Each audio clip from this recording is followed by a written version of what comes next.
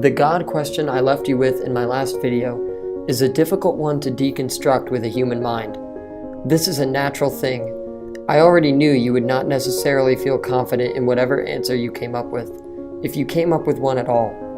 But to fight yourself when you do not know the answer to a question is to ignore the actual question at hand. That is my first major lesson. The next lesson I want to show is that there's not a right or wrong answer to existential questions like this one. Some people would use the power of a god and act in greed.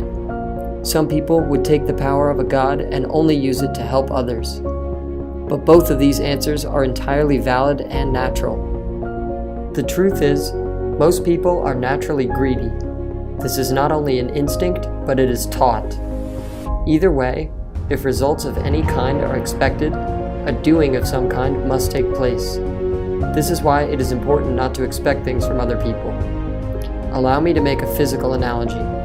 If you want to build a house, you must create a plan, lay a foundation, build walls, paint them, roof the home, landscape the yard, and furnish the rooms.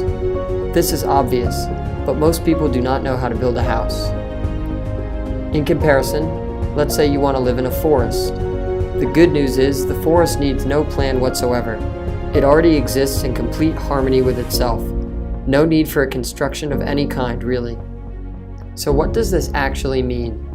It means there are two ways of approaching a situation: a natural and holistic way, or a way where construction and maintenance must occur. My real point here is that neither of these two approaches is better than the other, but you must know what you are in for. One idea may require constant work and doing, while one requires no work whatsoever. If you are not convinced that living in a forest is a way to exist, then you are completely missing the point here.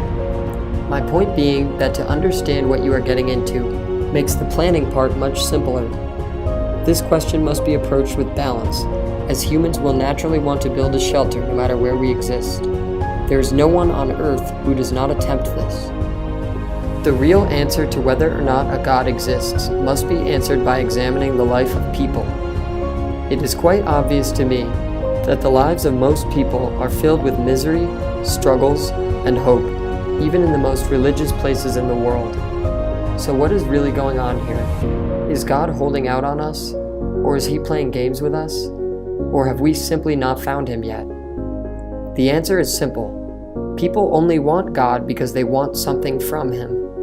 The real answer here is that people are asking God for the things they believe are not already theirs. Thank you.